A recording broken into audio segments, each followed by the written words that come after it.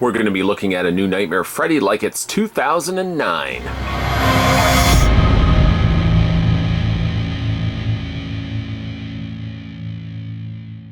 Yes, 2009, by the way, is when we first had a look at this figure. I think the actual date when I first had a look at Freddy here was June 6, 2009. This is the NECA Cult Classics Series 2, A New Nightmare Freddy Krueger. Now, I picked this specific character because I knew it had been a while since we had looked at the Cult Classics Series 2 New Nightmare Freddy, so I thought, you know what, I'll have a look at him again, and it would have been perfect if I had looked at my phone to find out that today was June 6th. It would have been exactly 9 years ago to this day that we had a look at him the first time around, and sure enough, I looked at my phone 3 days late, June 9th, 2018. Anyways, it's close enough, but wouldn't that have been funny? It's not really ha-ha funny, but anyways, let's go ahead. Let's take the tape measure. Not get off too many tangents anymore. Let's take the tape measure to find out that the figure is exactly 7 inches in height.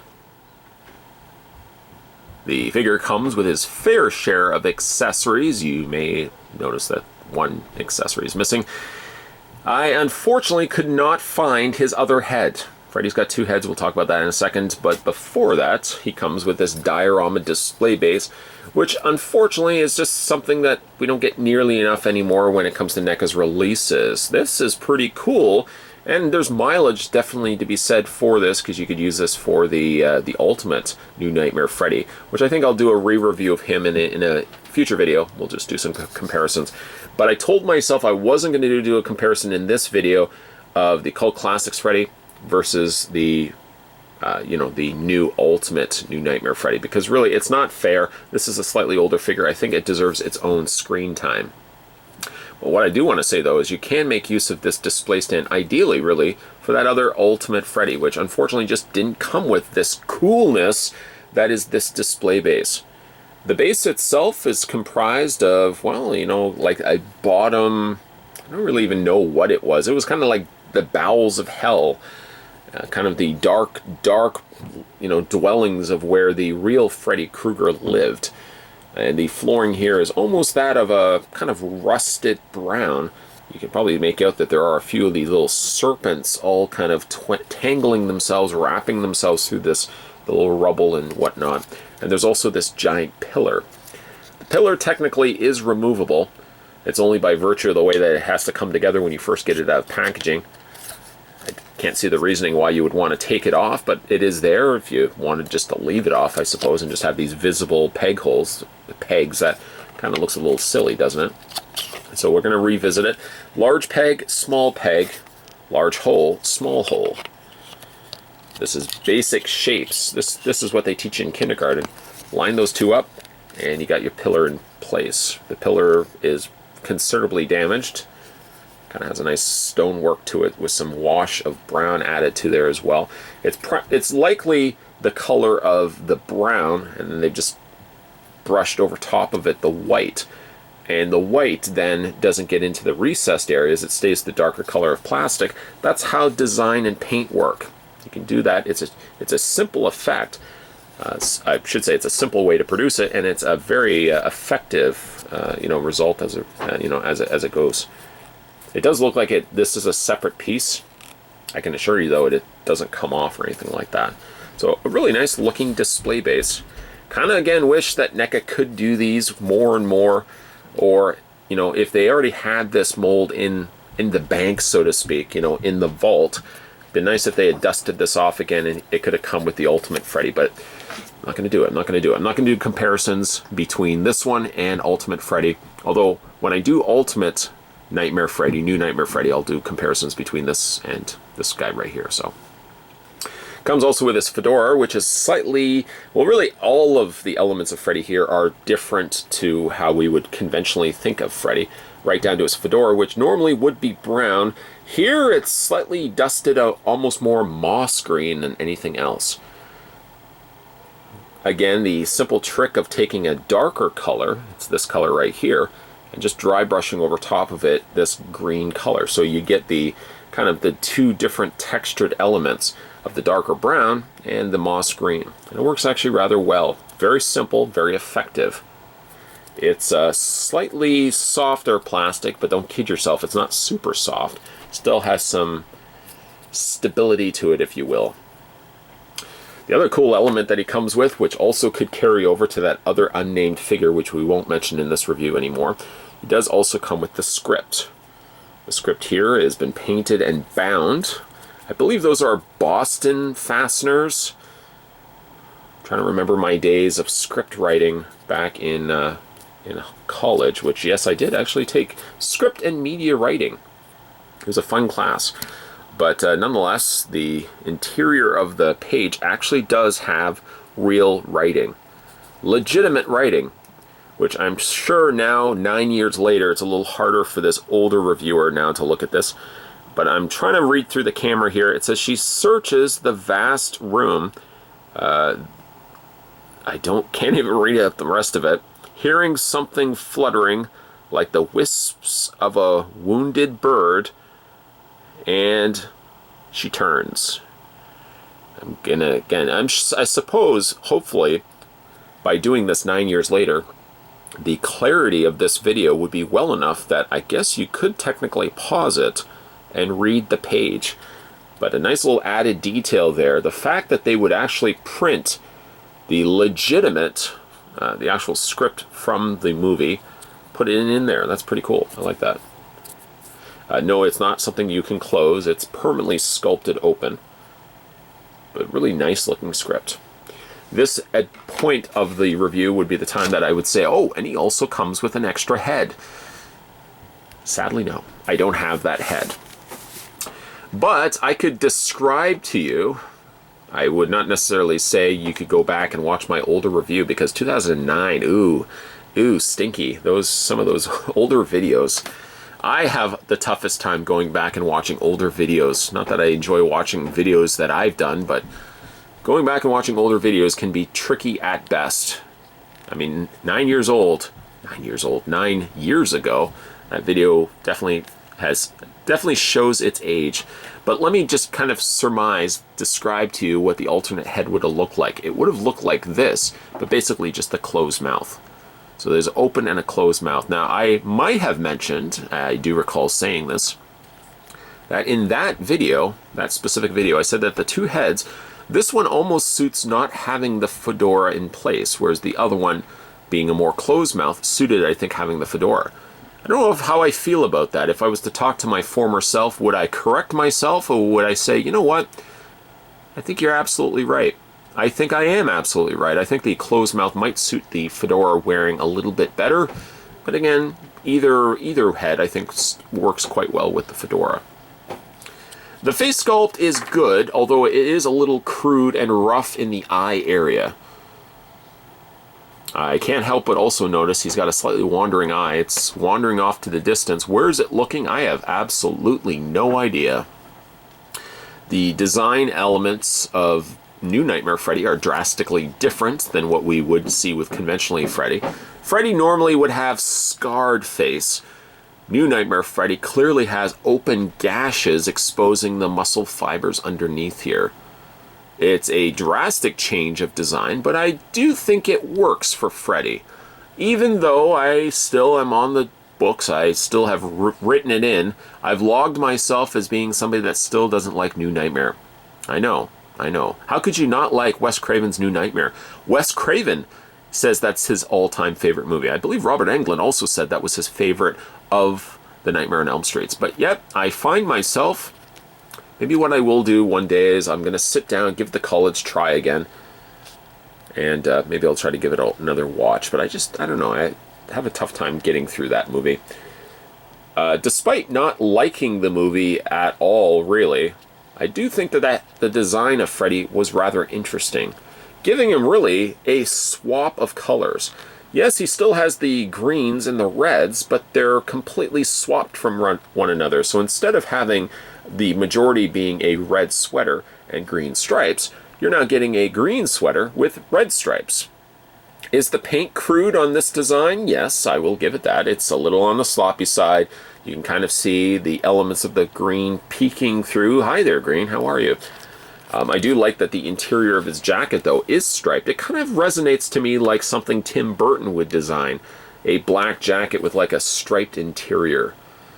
The colors, by the way, do seem to offset one another. So like the reds kind of line themselves up with the green. They seem to like alternate in some way. So I do like that a lot.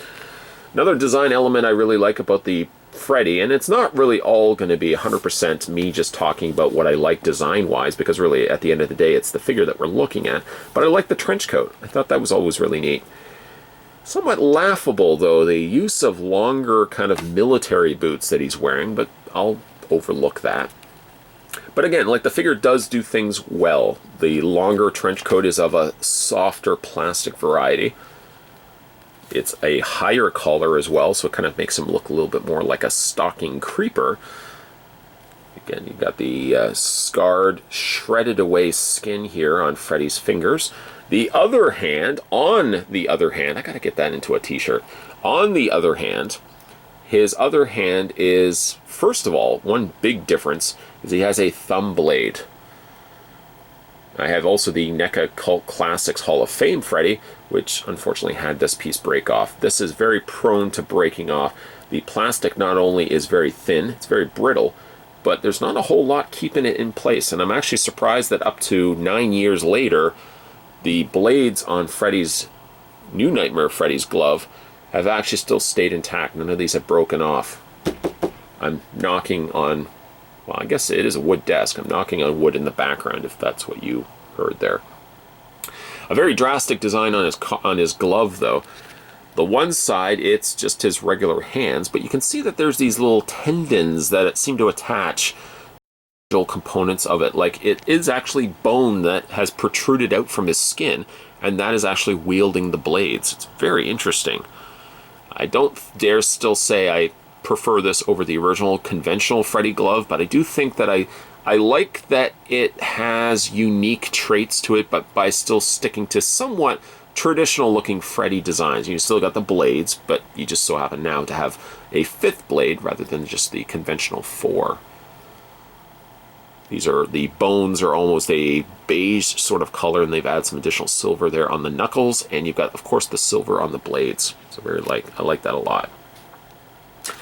The figure doesn't have, of course, the most posability, which is one limitation to getting the older figure releases from NECA Toys, that they are slightly on the pre-pose nature.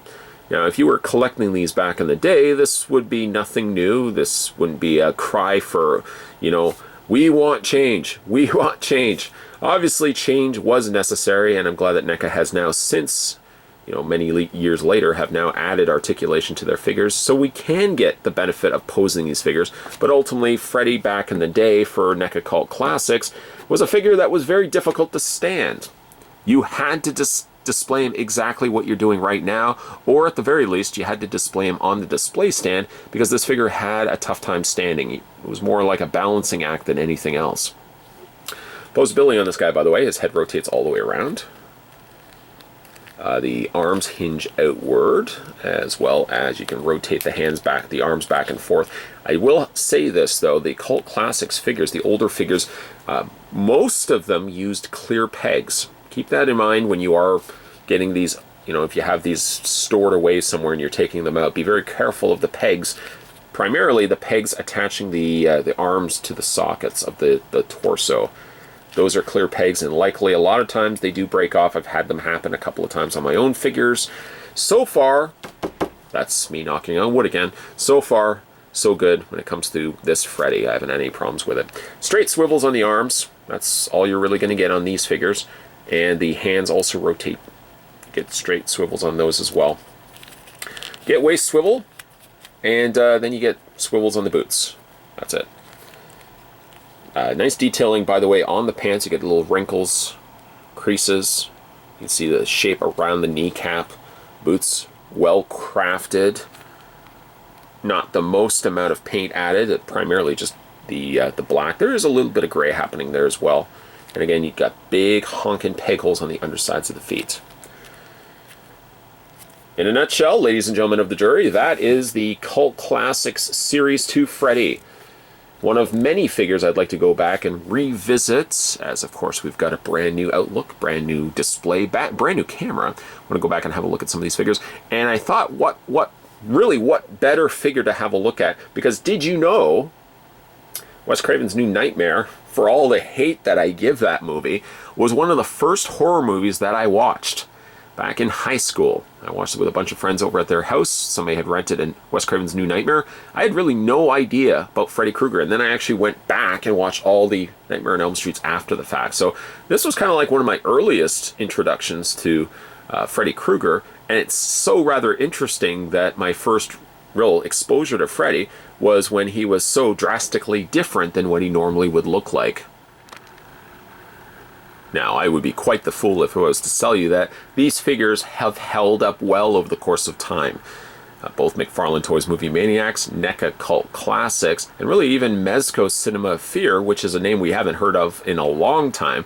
All those figures, if you were to pick them up nowadays, they do have a little bit of rust on them. They do feel a little dated. The molds look a little bit more simplified. And of course, posability is, well, almost non-existent. I still think that there's charm for these, and I've said this before with the McFarlane Toys Movie Maniac figures. There's still charm to be had for really where you were in life when you first collected these. When I really got back on board for collecting horror figures, Movie Maniacs really was what introduced me back into the realm of collecting. But then I really started going full steam ahead, and I was picking up a lot of the cult classic figures along the way as well.